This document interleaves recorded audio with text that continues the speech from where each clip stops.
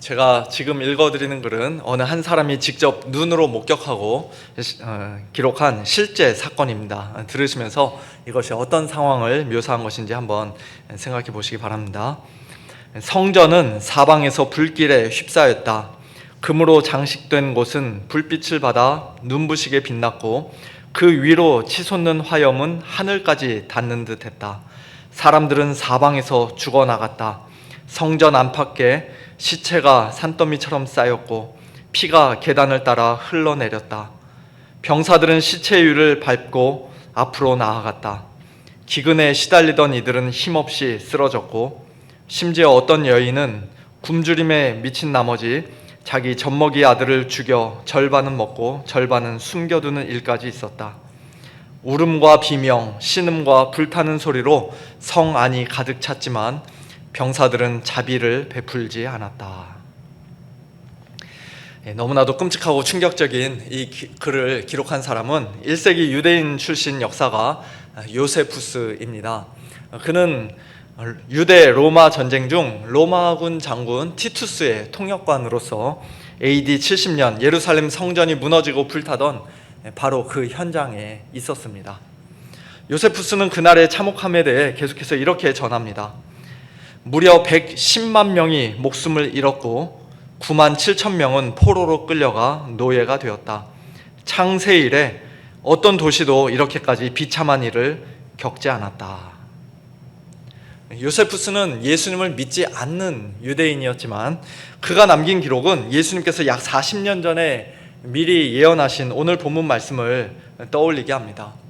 예수님께서도 오늘 본문 19절에서 그 날들이 환난의 날이 될 것이라고 말씀하셨습니다.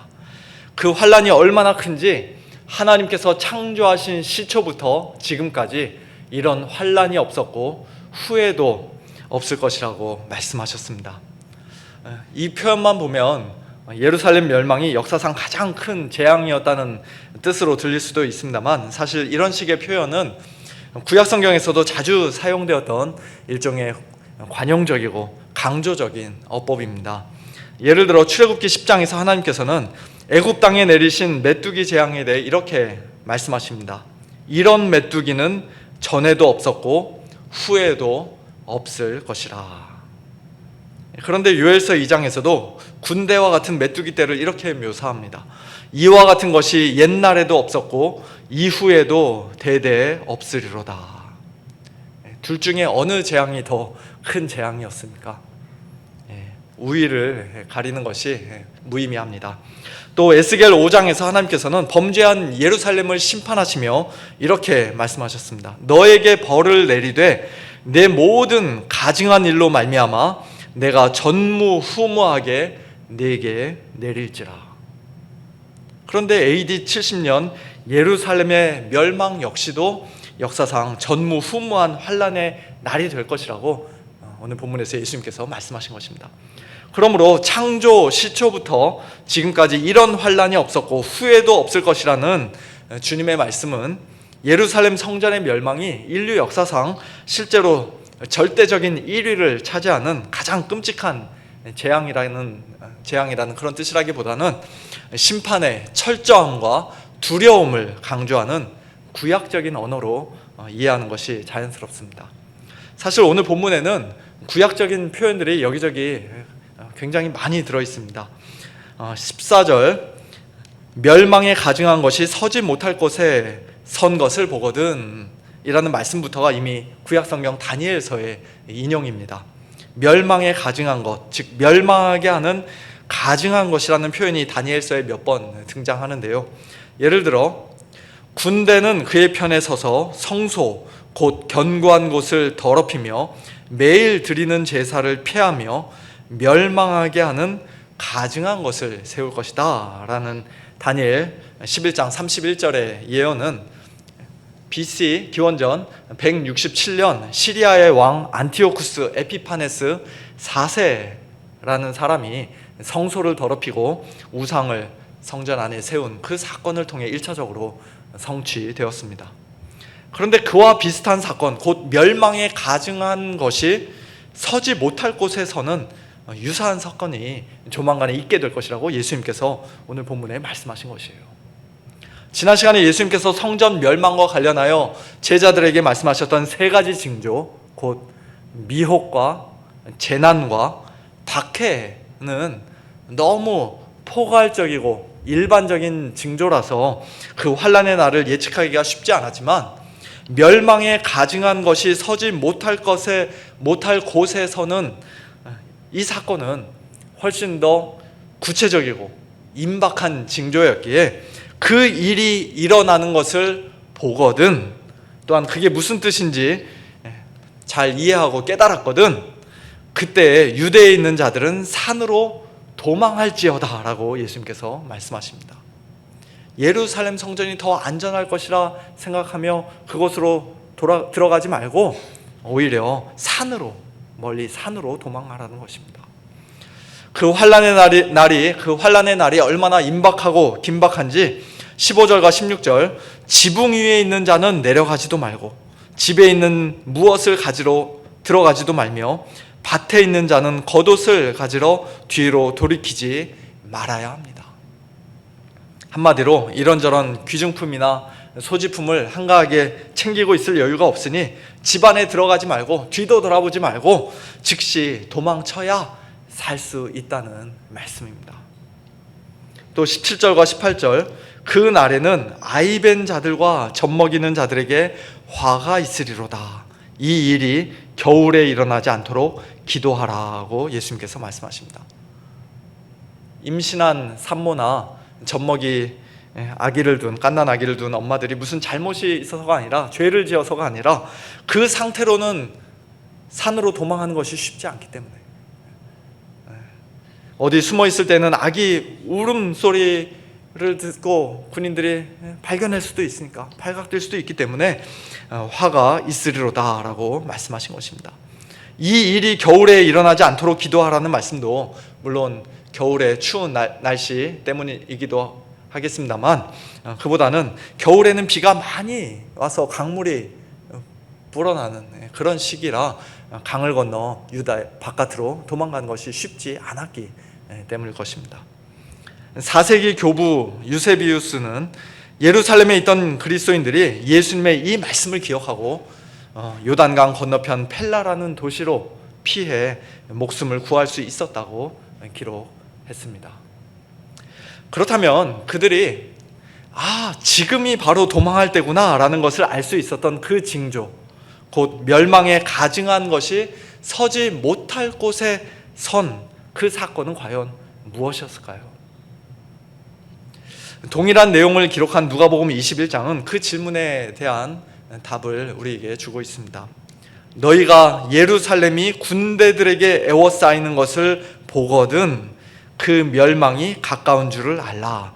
그때 유대에 있는 자들은 산으로 도망할 것이며 성내에 있는 자들은 나갈 것이며 촌에 있는 자들은 그리로 들어가지 말지어다. 마가복음에 멸망에 가증한 것이 서지 못할 곳에 서는 것을 보거든 이라는 암호와 같은, 수수께끼와 같은 표현 대신 누가는 예루살렘이 군대들에게 에워싸이는 것을 보거든 이라고 훨씬 더 직접적이고 알아듣기 쉬운 표현으로 말씀했습니다. 역사적으로 유대 로마 전쟁은 AD 66년에 시작되었는데요. 그때 그해 가을 66년도 가을 약 3만 명의 로마 군대가 예루살렘을 처음으로 쳐들어와 포위했습니다. 그러나 이유를 알 수 없는 상황에서 그들은 갑자기 공격을 멈추고 철수했습니다. 요세푸스는 그 철수를 가리켜서 하나님의 섭리로 밖에는 도저히 설명할 수가 없다라고 기록을 했습니다. 아마도 이때가 유대에 있던 성도들이 예수님의 명령에 따라 도망할 수 있었던 마지막 기회가 아니었을까 싶습니다.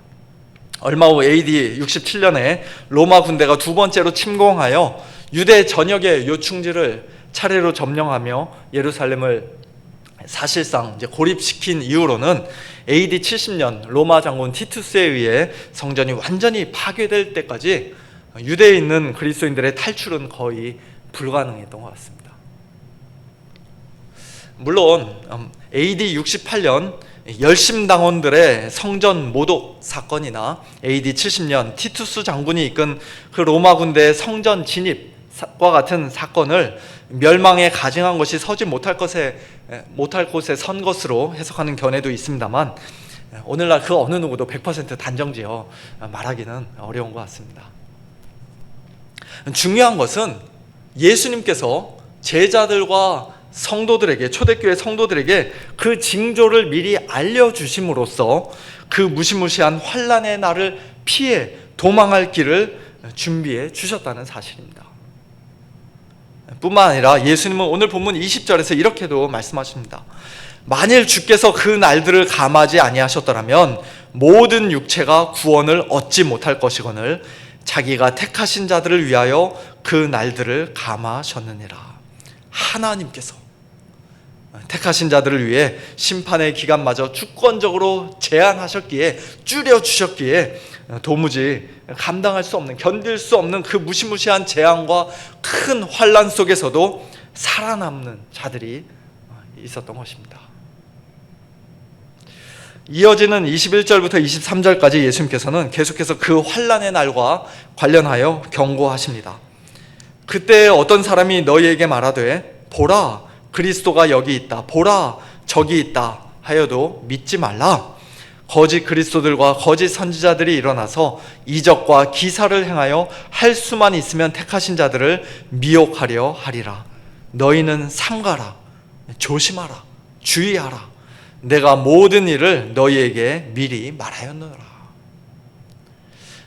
역사가 요세푸스는 AD 70년 예루살렘 멸망 직전에 실제로 거짓 메시아와 거짓 선지자들이 나타나 사람들을 속였다고 기록합니다. 그들은 하나님께서 기적을 보여주실 것이라며 사람들을 성전이나 광야로 불러 모았는데요, 그곳에 간 사람들은 로마군의 칼날에 의해 죽임을 당하고 또 불길에 휩싸였습니다. 예수님의 경고를 믿고 피한 사람들은 살았지만 거짓말을 믿고 성전을 떠나지 않고 예루살렘, 유대를 떠나지 않은 사람들은 목숨을 잃었던 것입니다. 그러므로 정말로 중요한 것은, 저와 여러분이 늘 관심을 기울이고 굳게 붙잡아야 할 것은 어떤 신비한 이적이나 기사가 아니라 우리 주님의 말씀입니다. 내가 너희에게 미리 말하였노라. 우리 주님의 말씀을 들어야 합니다. 주님의 말씀을 온전히 신뢰하고 겸손히 순종하는 자들, 곧 하나님께서 택하신 자들은 거짓 그리스도들과 거짓 선지자들이 아무리 미혹하려 해도 끝내 미혹되어 멸망으로 떨어지지 않습니다. 할 수만 있으면 택하신 자들을 미혹하려 할 것이라는 주님의 이 말씀에는 그들의 미혹이 실제적으로는, 최종적으로는 좌절될 것이라는 의미가 담겨 있습니다. 그렇지 않습니까? 택하신 자들을 하나님께서 반드시 지켜 보호해 주실 것이라는 약속이 들어있는 말씀이기도 합니다. 이어지는 24절부터 27절까지는 언뜻 보면 이제 주제가 바뀌어 예수님의 재림에 관한 말씀처럼 보입니다. 그때 그 환난 후 해가 어두워지며 달이 빛을 내지 아니하며 별들이 하늘에서 떨어지며 하늘에 있는 권능들이 흔들리리라. 그때 인자가 구름을 타고 큰 권능과 영광으로 오는 것을 사람들이 보리라.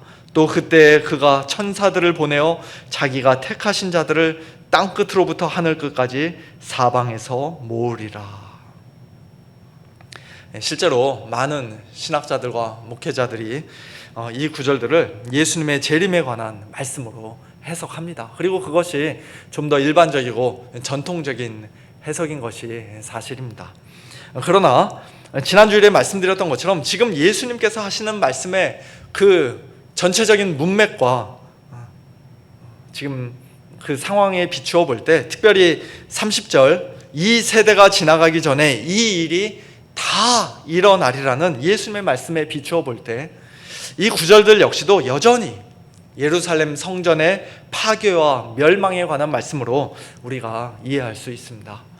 대표적으로는 R.C. 스프롤 목사님 같은 분이 그런 해석을 하는데요, 저도 성경을 읽으면 읽을수록 점점 더 그쪽으로 그 해석으로 이렇게 기울어지고 있는 것을 솔직히 고백을 드립니다. 만약에 우리 성도님들 생각에 목사님 그것은 절대로 안 됩니다, 틀렸습니다라고 생각되시면은 또 저에게 한번 말씀해 주십시오. 저도 다시 성경을 열고 살펴보겠습니다만 예수님의 재림에 관한 말씀으로도 해석이 가능하지만 그러나 문맥을 볼 때 예수님의 재림보다는 예루살렘 성전의 멸망으로 보는 것이 더 맞지 않는가 그렇게 생각이 됩니다. 먼저 24절과 25절 예수님께서 말씀하신 해가 어두워지며 달이 빛을 내지 아니하며 별들이 하늘에서 떨어지며 하늘에 있는 권능들이 흔들리는 것과 같은 전 우주적인 사건은 사실 구약 성경에서도 이미 여러 번 말씀한 내용입니다.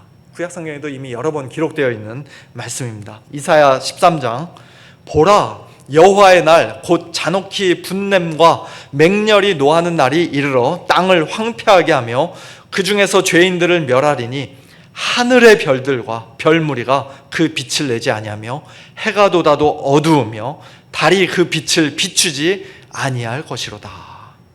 이 말씀은 세상 끝날에 대한 예언이 아니라 바벨론의 멸망에 대한 예언입니다. 이사야 34장 하늘의 만상이 사라지고 하늘들이 두루마리 같이 말리되 그 만상의 쇠자나무 포도나무 잎이 마름 같고 무화과 나무 잎이 마름 같으리라. 이것은 에돔의 심판과 멸망에 관한 예언입니다.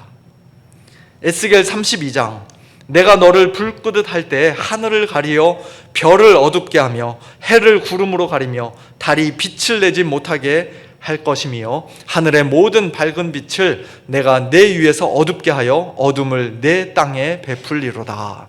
이것은 애굽의 멸망을 예언하는 말씀입니다. 요엘, 아모스, 하박국 선지자 등도 이와 비슷한 표현들을 사용하여 하나님의 심판을 선포했습니다.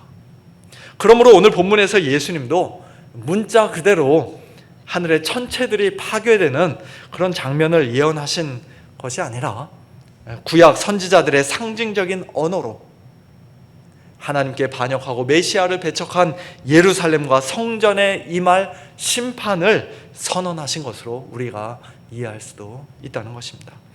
그때 26절, 27절 말씀과 같이 인자가 구름을 타고 큰 권능과 영광으로 오는 것을 사람들이 보게 될 것입니다. 또 그때 그가 천사들을 보내어 자기가 택하신 자들을 땅끝으로부터 하늘끝까지 사방에서 모으실 것입니다. 이것이야말로 이제 예수님의 재림에 관한 말씀이 분명해 보이는데요. 저는 예수님께서 마지막 날 구름을 타고 큰 권능과 영광으로 이 땅에 다시 오실 것이라는 사실 분명히 믿습니다만 그러나 아멘입니다. 믿습니다. 그러나 이 구절 역시도 예수님께서 인용하신 구약성경 다니엘서의 말씀을 우리가 좀 더 자세히 살펴볼 필요가 있습니다.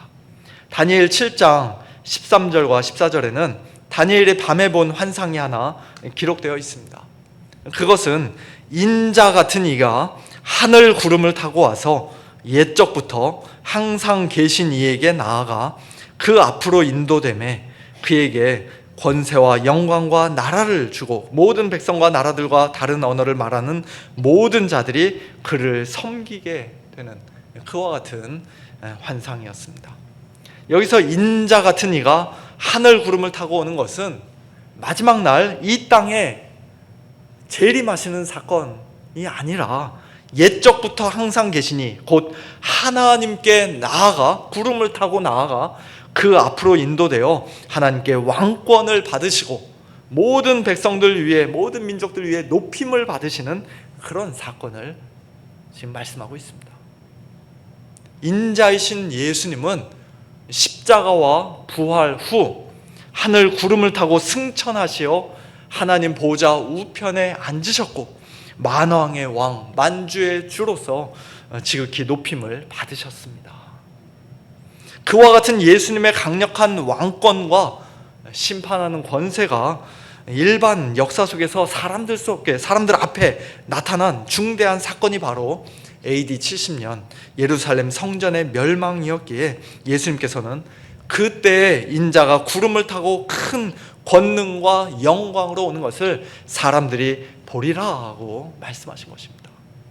마가복음 14장에서 예수님은 비슷한 말씀을 한 번 더 하십니다. 예수님을 신문하던 대제사장이 네가 찬송받을 이의 아들, 하나님의 아들 그리스도냐?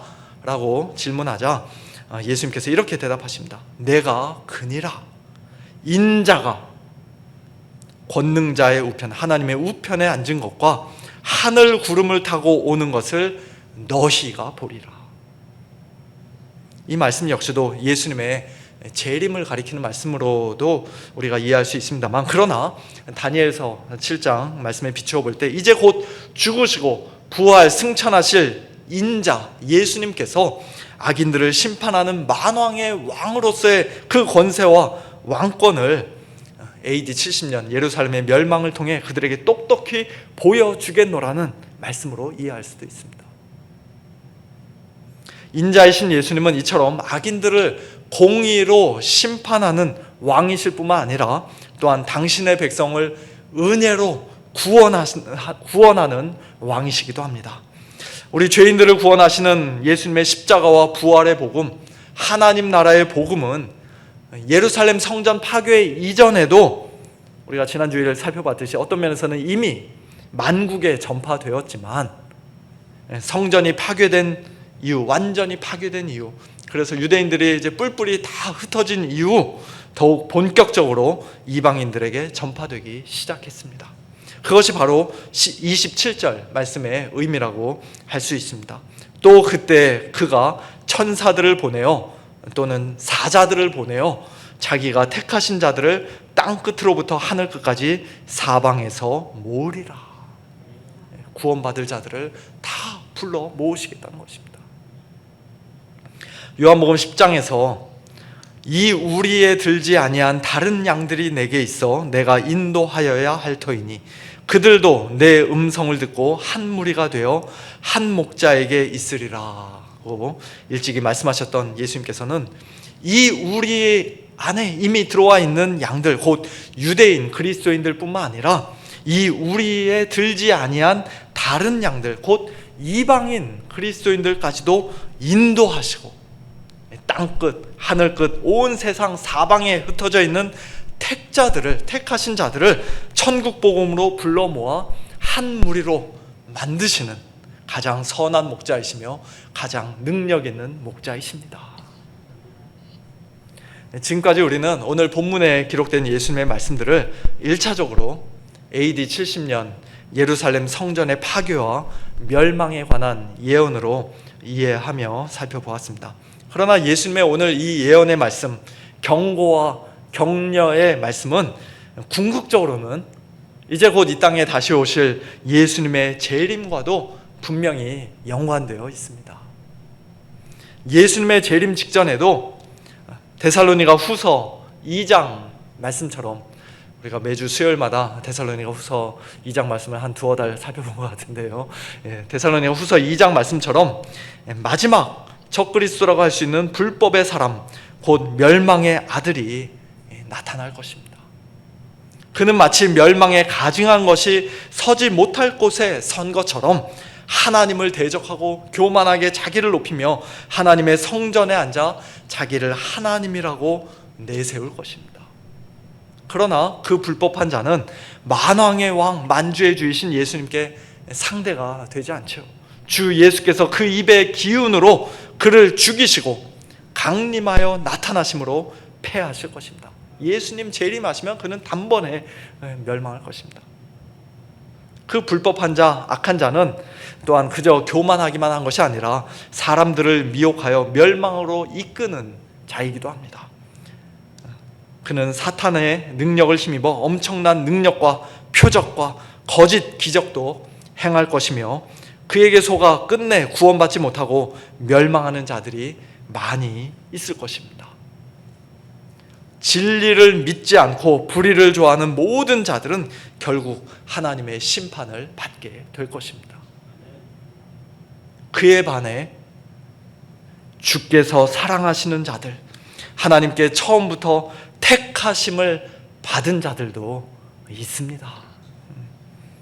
성령의 거룩하게 하심과 진리를 믿음으로 구원받은 우리 성도들은 곧 복음으로 부르심을 받아 마침내 우리 주 예수 그리스도의 영광을 얻게 될 저와 여러분은 1세기 유대에 살던 그리스도인들과는 달리 큰 환난의 날 산으로 도망할 필요가 없습니다. 산으로 도망가야 한다는 그런 명령을 주님께서 우리에게 주시지 않았습니다. 그러나 그 명령의 원리는 오늘 우리에게도 여전히 유효합니다. 주님께서 산으로 도망하라고 명령하신 것은 임박한 심판 앞에서도 임박한 심판 앞에서 뒤도 돌아보지 말고 즉시 피하라는 뜻이었습니다. 세상에 미련 갖지 말고 소유에 집착하지 말고 다 버려두고라도 즉각적으로 도망가고 피하라는 뜻이었습니다. 오늘 우리는 물리적인 산이 아니라 죄와 세상의 유혹, 하나님의 심판에서 피할 수 있는 갈보리 산 위에 세워진 예수 그리스도의 십자가로 피해야 합니다. 거기에 우리의 참된 안전이 있습니다. 주님만이 우리의 유일한 피난처가 되십니다. 그러므로 우리는 오히려 굳건하게 서야 합니다. 말로나 편지로나 사도들에게 가르침을 받은 전통, 곧 복음의 전통, 하나님의 말씀의 전통을 지켜야 합니다. 예수 그리스도의 십자가 단단히 붙들고 굳건하게 서 있어야 합니다. 우리 스스로의 힘과 능력으로는 그렇게 할 수 없지만 이 세상에서의 큰 환난을 담대히 견딜 수 없고 거짓된 자들의 교묘한 미혹을 단호히 물리칠 수 없으며 끝까지 굳건하게 서 있을 수도 없지만 우리 주 예수 그리스도께서 또한 우리를 사랑하시고 영원한 위로와 좋은 소망을 은혜로 주신 하나님 우리 아버지께서 친히 우리의 마음을 위로하시고 모든 선한 일과 말에 우리의 마음을 굳건하게 해주실 것입니다. 그것이 바로 하나님의 택하신 자들에게 주어진 복된 약속이며 격려와 위로의 말씀입니다. 오늘 마가복음 13장 본문에서도 하나님께서 자신의 택하신 자들을 위하여 그 환난의 날들을 감화하여 주시고 할 수만 있으면 택하신 자들도 미혹하려는 거짓된 자들에게 완전히 미혹당하지 않도록 하나님께서 자신의 택하신 자들을 철통같이 지켜 보호해 주시며 또한 주님께서 자신의 택하신 자들을 하늘 끝, 땅 끝, 사방에서 불러 모아 마침내 구원하여 주신다 말씀하신 것처럼 우리의 구원은 우리 자신에게 달려있는 것이 아니라 오직 성부, 성자, 성령 삼위 하나님의 사랑과 은혜와 능력에 달려있는 줄로 믿습니다. 하나님의 그 크신 사랑과 은혜에 늘 감사하고 이제 곧 이 땅에 다시 오실 예수님을 소망 중에 간절히 기다리며 날마다 성령님의 능력 겸손히 의지하는 가운데 하나님의 말씀 위에 복음의 진리 위에 굳건하게 서서 또 예수 그리스도의 십자가 굳게 붙잡으면서 이 마지막 때 환난의 때 믿음으로 승리하는 복된 저와 여러분 우리 모두가 될 수 있기를 예수님의 이름으로 축원합니다.